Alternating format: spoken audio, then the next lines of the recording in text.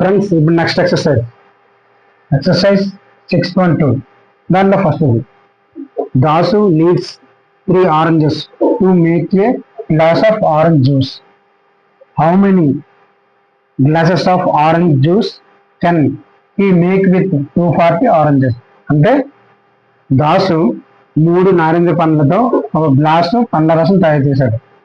అయితే 240 నారింజ పండ్లతో ఎన్ని గ్లాసుల పండ్ల రసం తయారు చేయగలరు? ఇప్పుడు చూద్దాం. దాసు 3 నారింజ పండ్లు ఎన్ని గ్లాసు తయారు చేశారు? 3 నారింజ పండ్లతో ఒక గ్లాసు పండ్ల రసం. ఎన్ని నారింజ పండ్లు ఉన్నాయి? 240 నారింజ పండ్లు ఉన్నాయి. అంటే ఈ వాల్యూతో ఈ వాల్యూ భాగిస్తే మనకి వచ్చిన వాల్యూ అనేది ఎన్ని గ్లాసులు తయారు చేస్తారో తెలుస్తుంది. 3 అంతల 24, 3 ఎందుల 24. ఇక్కడ 0 ఉంది కాబట్టి ఇక్కడ మనం 0 పెడితే ఇక్కడ 0 పెడతాం. 240లో 240 పోతే మనకి 0. అయితే ఎన్ని గ్లాసుల పండ్ల రసం తయారు చేయగలరంటే మనకి 80 గ్లాసుల పండ్ల రసం తయారు చేయగలరు.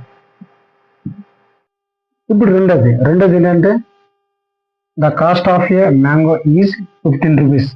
How many mangoes can be purchase for 210?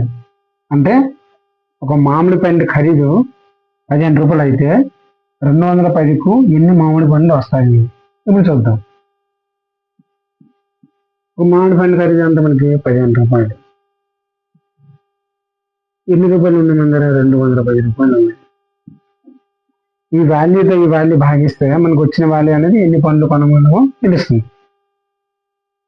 15 ఒకట్ల 15. 21లో 15 పోతే మనకి ఎంత వస్తుంది? 6. ఈ 0 జరుగుతుంది. 15 నాలుగు ఎంత అవుతుంది? 60.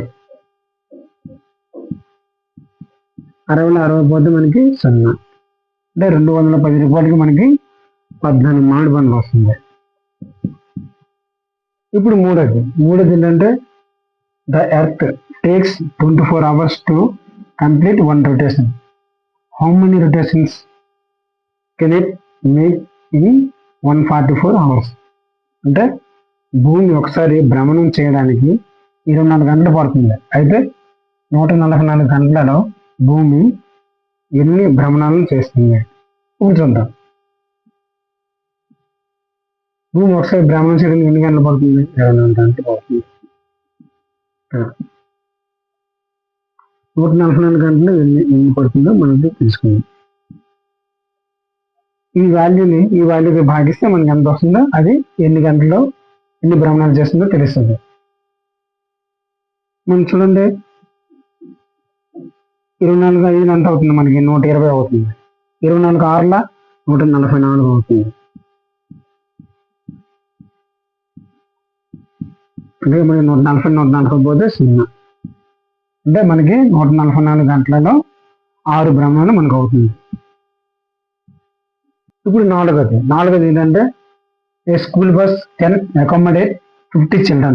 How many such buses are needed to accommodate 250 children?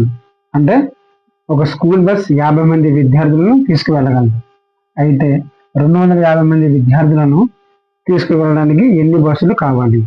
ఇప్పుడు చూద్దాం. ఒక బస్సులో ఎంతమంది విద్యార్థులు ఉన్నారు? 50 మంది విద్యార్థులు ఉన్నారు. మొత్తం ఎంతమంది విద్యార్థులు ఉన్నారు? 250 మంది విద్యార్థులు ఉన్నారు. అంటే ఈ వాల్యూతో ఈ వాల్యూ భాగిస్తే మనకి ఎన్ని బస్సు కావాలో తెలుస్తుంది. 50 అంతలో 250, 50 5ల 250. 250 పోతే మనకి 0. అంటే మనకి 250 మంది విద్యార్థులను తీసుకువెళ్ళడానికి ఎన్ని బస్సులు కావాలి? 5 బస్సులు కావాలి. ఇప్పుడు ఐదోది ఏంటంటే 160 children get into teams of 4 members. How many such teams can they form? అంటే ఒక టీంకి 4 ఆటగాళ్ళు చొప్పున 160 మంది ఆటగాళ్ళు ఎన్ని టీములుగా ఏర్పడతారు? ఇప్పుడు చూద్దాం. ఒక టీంకి ఎంతమంది ఉన్నారు? మనకి 4 ఉన్నారు. అంటే ఎంతమంది ఉన్నారు? 160 మంది ఉన్నారు.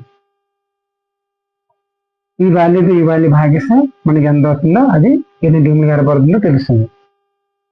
416 4 16. ఇక్కడ 0 ఉంది కాబట్టి ఇక్కడ 0 పెట్టి ఇక్కడ 0 పెట్టండి. 160 160 పోతే మన ఎంత వస్తుంది? 0 వస్తుంది. అంటే 160 మంది ఆటగాళ్ళు ఎన్ని టీంలుగా ఏర్పడతారంటే మనకి 40 టీంలుగా ఏర్పడతారు.